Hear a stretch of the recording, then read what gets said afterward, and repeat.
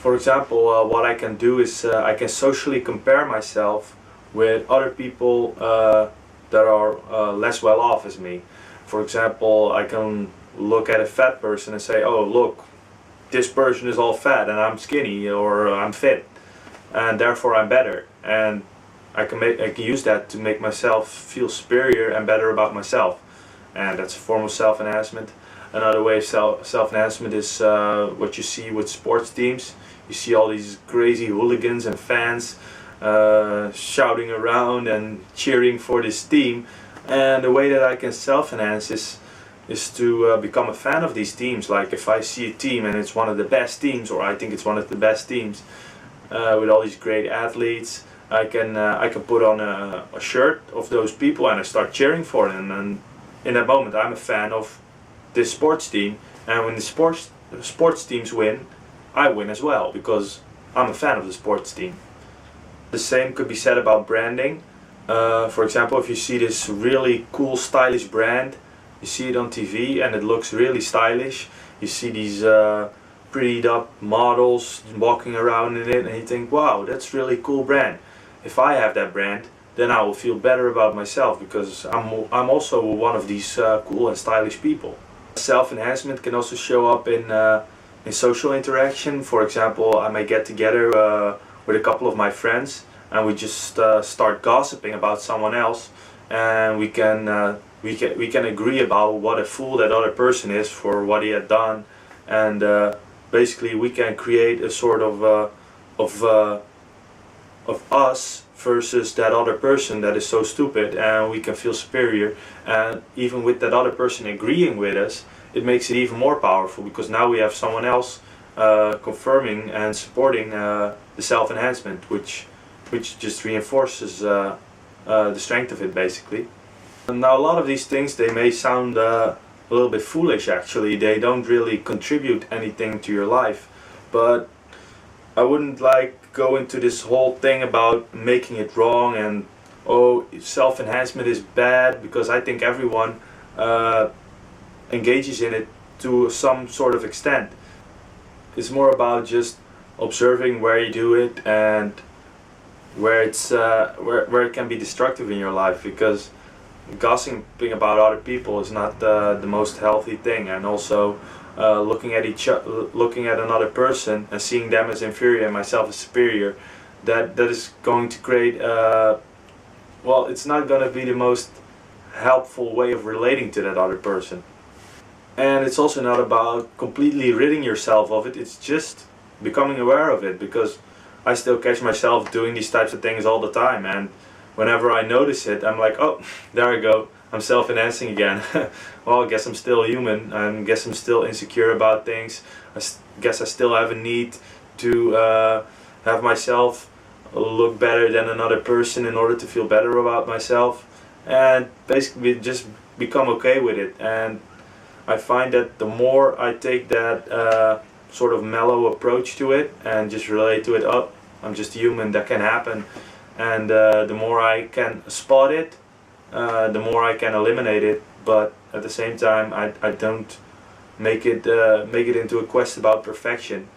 It's just about looking at where you do it and then just laughing about it, because the more serious you get about it, you can actually turn that into a form of self-enhancement, like saying, oh, I don't self-enhance because I'm higher than the rest, which is actually, because if you think you're above this, that's actually a form of self-enhancement, because, well, you're basically saying, oh, all these other people, they are self-enhancing, but I have transcended that, which is saying, oh, I'm superior, which is self-enhancement.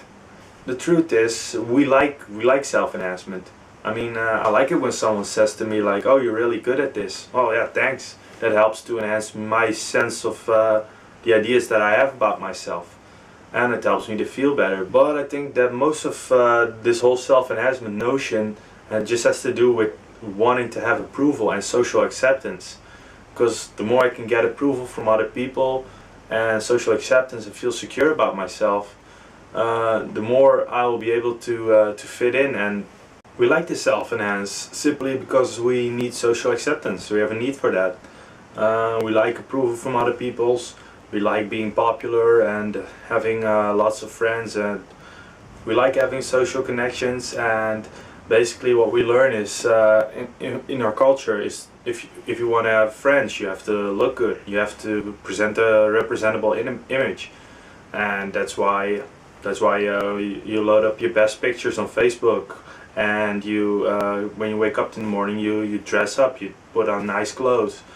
It's just because you want to look good, and I think that's healthy.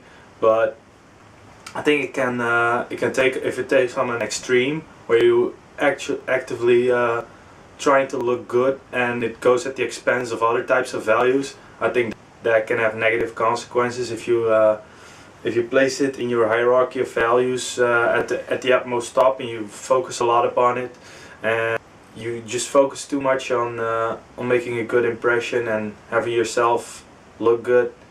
That can have negative effects. For example, you may be so caught up in looking good that you may be afraid to share certain aspects of yourself and express yourself less in life. For example, take me making this video.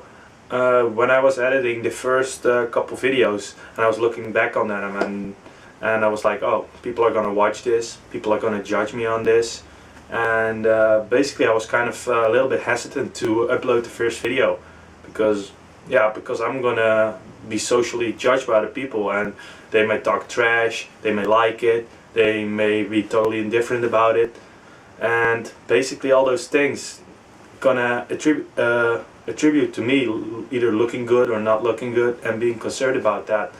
But after a while, just like, is that really what matters, you know? And I just placed the emphasis on something else, like what do I want to be this about? I mean, I enjoyed writing this book, and I enjoy making this video, so I think that's the most important thing. And I just made that the emphasis, you know, me enjoying the process of creating this stuff, and also if people can benefit from it, that's great too.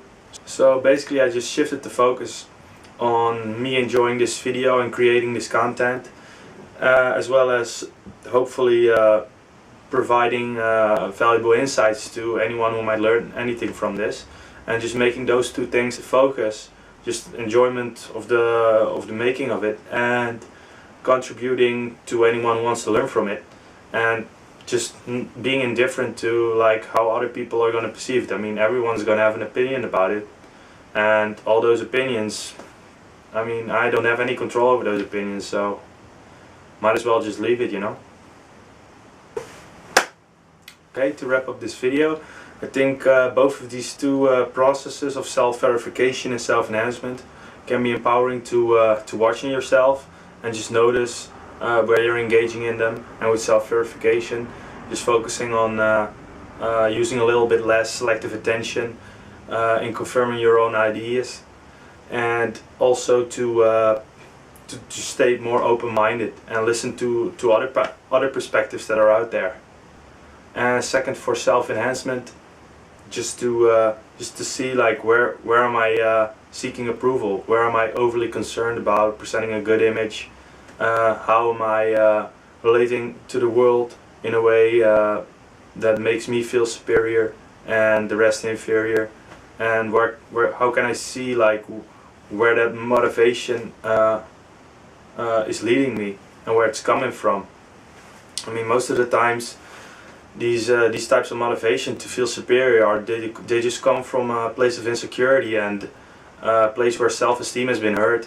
And it's better to just look at those core issues, like why do I have these compensatory strategies? Why do I need to make myself feel superior than another person? What is lacking in me? What is this sense of deficiency about my self-esteem? And how can I take an honest look at that and have it be improved so that I no longer have to use all these compensatory strategies of self-enhancement?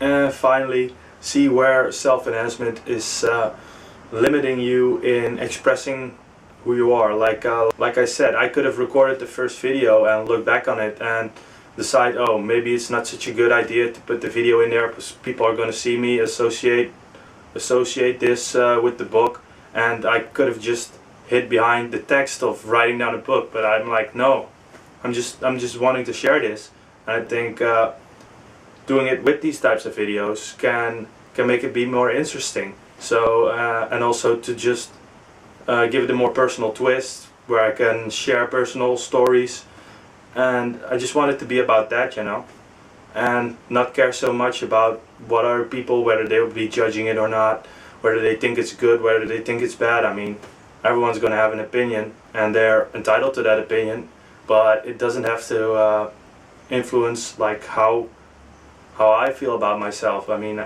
I had a good time making this this content, and hopefully some people will benefit from it, but in the end it's, I mean, I can't control what other people will think of it, so I'm just gonna leave that alone and focus on what I'm doing. Alright, that's pretty much it for today's video. See you next time.